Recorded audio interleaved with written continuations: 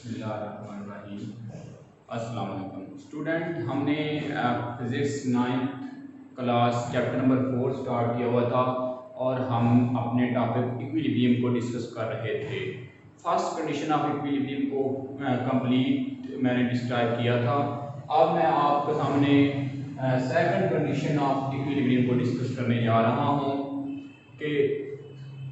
Second condition क्या है equilibrium की। उससे पहले कि मैं सेकंड कंडीशन को स्टार्ट करूं, मैं एक बार आपको दोबारा से बता देता हूं इक्विलिब्रियम हमारे पास क्या है। Whenever no net force acts on a body, body is in condition of equilibrium या बॉडी इन इक्विलिब्रियम। जब बॉडी पर नेट फोर्स नहीं एक्ट कर रही होती तो हम कहते हैं कि ये बॉडी जो है वो इक्विलिब्रियम में है। फर्स्ट कंडीशन में ये बात हमने जानी थी कि sum of all forces is equal to zero. तो स्टूडेंट फर्स्ट कंडीशन में ये बात थी कि अगर तमाम फोर्सेस का सम जीरो हो तो ये फर्स्ट कंडीशन को सेटिस्फाई करेगा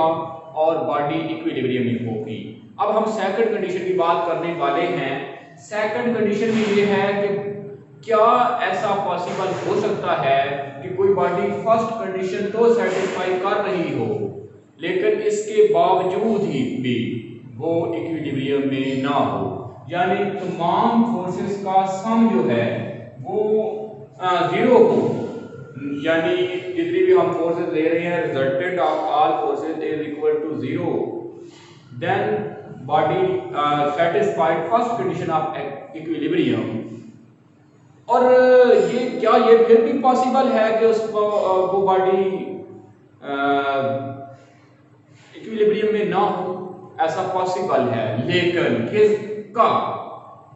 ये ऐसा तब पॉसिबल है जब बॉडी में टॉर्क प्रोड्यूस हो रहा हो।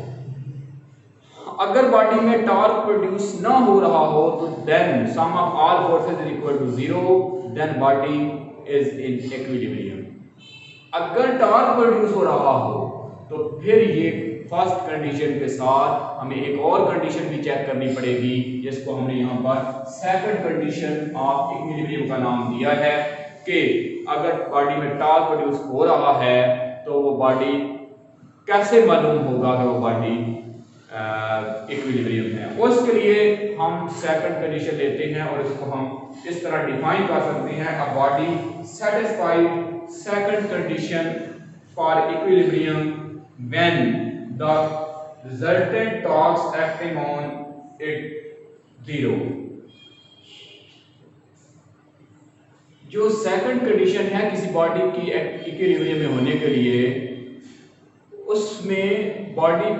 में जो टॉर्क प्रोड्यूस हो रहा है उसका रिजल्टेंट जीरो होगा तो तभी सेकंड कंडीशन सेटिस्फाई होगी। मैंने अपनी बात को जो डिस्क्राइब किया है मैं उसको डिटेल ज़रा बताने जा रहा हूँ आपको। सबसे पहले मैं कोई भी ऐसी बॉडी लेता हूँ जिसमें टॉर्क प्रोड्यूस करवाया जा सकता हो। यहाँ पर मैं लेट कर लेता हूँ कोई भी वुड का कोई स्केल ले लेता हूँ या मैं कोई ब्लॉक ले सकता हूँ, या यहाँ पर मैं स्केल लेता हूँ उसको फर्स्ट कर लेता हूँ। स्टूडेंट इसको ज़रा देखें तो इस पर इसको हम किसी एक्सिस ऑफ रोटेशन भी रोटेट करवा सकते हैं। यहाँ पर मैं कोई एक्सिस ऑफ रोटेशन आपको यहाँ पर दिखा रहा हूँ। इस पर अगर अटैच करें, इसको सेंटर से कोई होल करें इस स्केल का और इसको अटैच करने होल से पास करने के बाद इस तरह हम अटैच कर दें, क्या होगा अगर हमने ये बात जानी है कि मूवमेंट आर्म जो होता है किसी बॉडी में, यहाँ सेंटर ऑफ एक्सिस से लाइन ऑफ एक्शन तक जो परपेंडिकुलर डिस्टेंस है इसको हम मूवमेंट आर्म एल से डिनोट करते हैं। और यहाँ पर इस साइड पर देखा जाए जो यहाँ पर टॉर्क प्रोड्यूस हो रहा है तो इसका मूवमेंट आर्म भी कैपिटल एल है। यहाँ से यहाँ तक मूवमेंट आर्म है, यहाँ से ये line of action of rotation है और ये एक्सिस ऑफ रोटेशन है, यहाँ पर पिछले टॉपिक में जान चुके हैं। अगर ये मूवमेंट आर्म सेम है और बॉडी में जो टॉर्क प्रोड्यूस करवाया जा रहा है या टॉर्क प्रोड्यूस हो रहा है, कोई फोर्स यहाँ पर एक्ट कर रही है, एफ फोर्स इस डायरेक्शन में, और यकीनी बात है कि इसके अपोजिट डायरेक्शन में कोई फोर्स, इसको F2 और इसको F1 कह दें, तो यहाँ पर एक्ट कर रही होगी। अगर ये मूवमेंट आर्म सेम है तो यकीनी बात है कि बोथ साइड का टॉर्क भी सेम होगा, टॉर्क 1 इक्वल होगा टॉर्क 2 के, और यकीनी बात है कि फोर्सेस, ये फोर्स 2 न्यूटन की अगर हो और ये भी 2 न्यूटन की अपोजिट डायरेक्शन में है और फर्स्ट कंडीशन को सेटिस्फाई कर रही हैं, अगर फर्स्ट कंडीशन को सेटिस्फाई कर रही हैं तो टॉर्क जो प्रोड्यूस हो रहा है उसमें मूवमेंट आर्म L यानी यहाँ पर 2 मीटर है और यहाँ भी 2 मीटर है, तो हम जान सकते हैं कि टॉर्क भी, मूवमेंट आर्म भी सेम है और फोर्सेस भी सेम है, फर्स्ट कंडीशन को भी सेटिस्फाई कर रहा है और टॉर्क भी, अगर टॉर्क का भी रिजल्टेंट दिया जाए तो वो भी सेम आएगा, यहाँ पर जो बॉडी है वो इक्विलिब्रियम में होगी। लेकिन यह बात मैं करने जा रहा हूँ कि जब बॉडी में फर्स्ट कंडीशन तो सेटिस्फाई हो रही है लेकिन वो बॉडी इक्विलिब्रियम में नहीं है, और उसको मैं भी चेक करने जा रहा हूँ। अगर ये जो मैंने इस स्केल के दरमियान में कोई होल किया था, इसको मैं यहाँ पर होल कर रहा हूँ। अब इस बात को जरा समझने की कोशिश कीजिएगा कि, और मैंने इस जहाँ पर जो उसका होल बनाया है स्केल का, एक्सिस ऑफ जो रोटेशन है उसको इस पॉइंट पर इस स्केल के रोटेट करवा रहा हूँ। अच्छा सुनिए, अब आप देखिए ये उसका एक्सिस ऑफ रोटेशन है, एक्सिस ऑफ रोटेशन, और ये लाइन ऑफ एक्शन है और ये लाइन ऑफ एक्शन है। अब आप इसको जरा गौर से देखिए तो इसका मूवमेंट आर्म ये L है जो कि यहाँ पर हम फर्ज करेंगे कि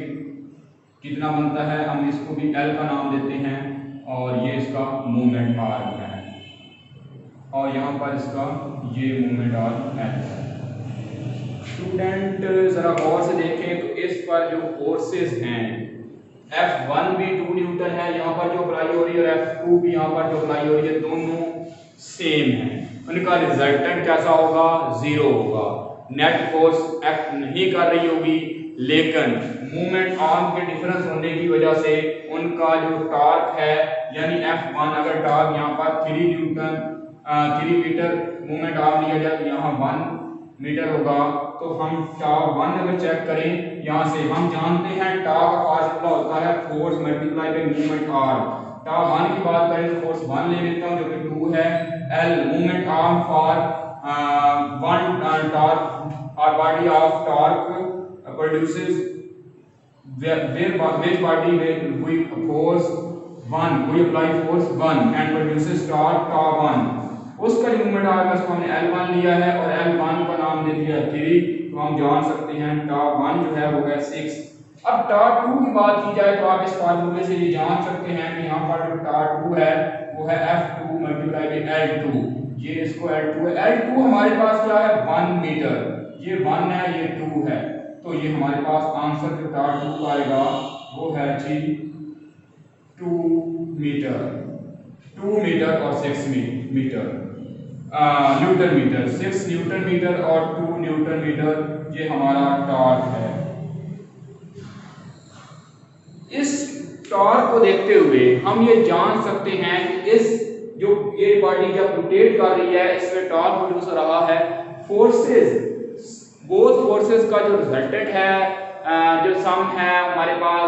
वो हम यहाँ से देख सकते हैं, वो तो 0 है, वो फर्स्ट कंडीशन तो सेटिस्फाई हो रही है, लेकिन टॉर्क जो है सम ऑफ टॉर्क, ये इनका जो रिजल्टेंट ऑफ टॉर्क है वो हमारे पास 6 और 2, 6 minus 2 that is equal to 4, यानी ये इनकी डायरेक्शन अपोजिट होने की वजह से ये 2 1 माइनस का होगा, 1 प्लस का, तो ये 4 आएगा रिजल्टेंट इनका। हम यूं कह सकते हैं कि टॉर्क 1, अगर मैं इस बात को आपके सामने दिखाऊं तो टोटल रिजल्टेंट ऑफ टॉर्क जो है वो हमारा आएगा टॉर्क 1 प्लस टॉर्क 2, क्योंकि टॉर्क 1 और टॉर्क 2 अपोजिट डायरेक्शन में है, तो टॉर्क 1 हमारा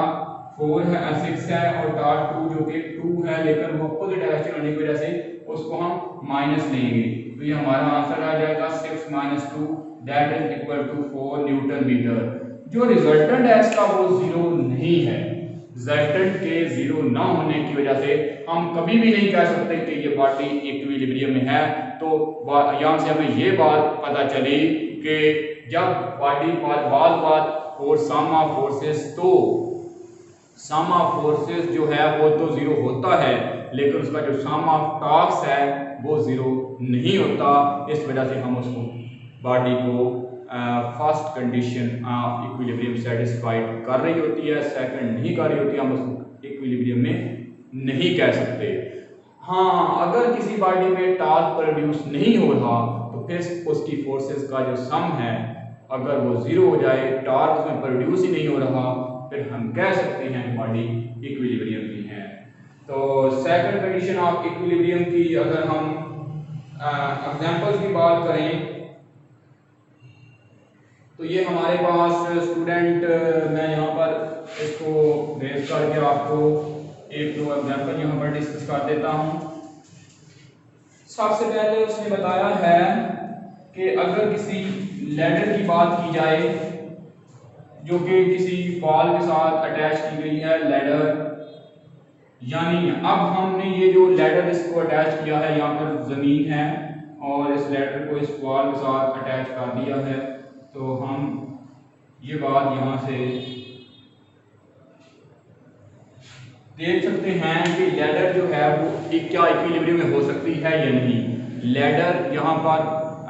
इक्विलिब्रियम में है और उसकी रीज़न ये है कि अगर हम ये वॉल है, अगर हम यहाँ पर इसकी जो फोर्स अप्लाई हो रही है, वेट फोर्स जो कि टॉर्क प्रोड्यूस करवा रही है, और यहाँ पर भी इसकी कोई वेट फोर्स है, तो ये तमाम अगर हम इन फोर्सेस का तमाम का सम करें और इसमें अगर ये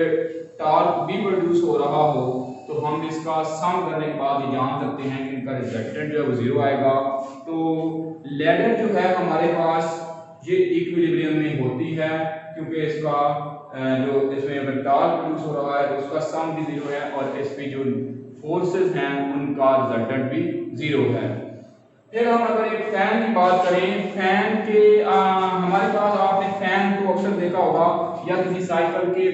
जो पैडल हैं जिससे साइकिल को चलाया जाता है उसकी बात करें तो हम जान सकते हैं कि पहले अगर मैं फैन की बात करूं तो ये मेरे पास कोई फैन का कोई एक पर है,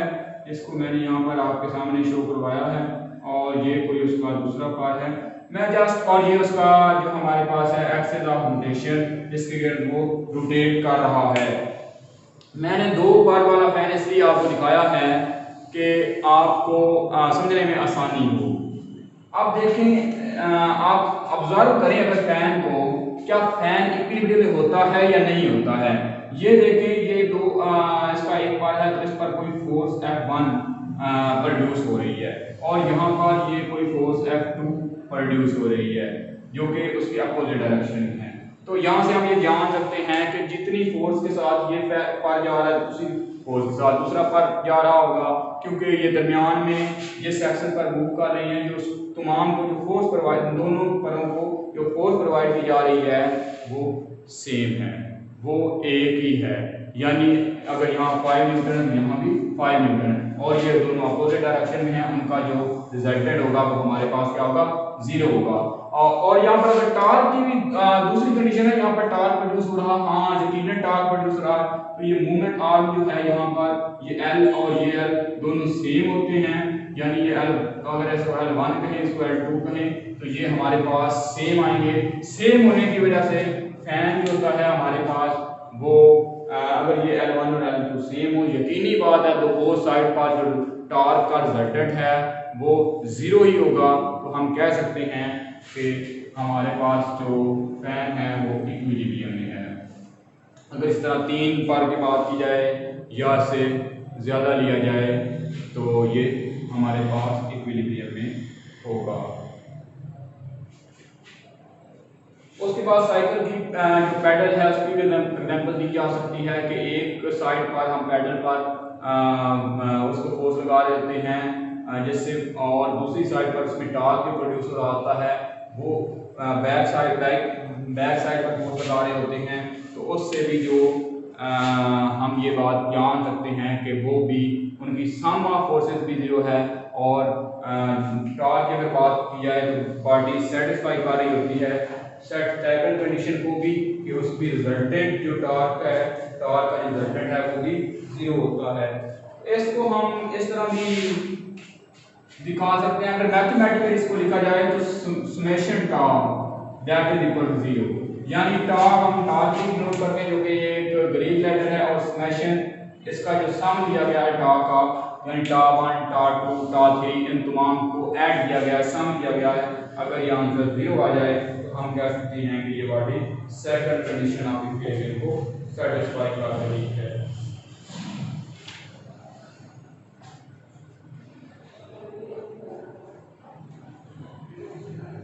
तो ये हमारा टॉपिक था सेकंड कंडीशन ऑफ इक्विलिब्रियम के बारे में।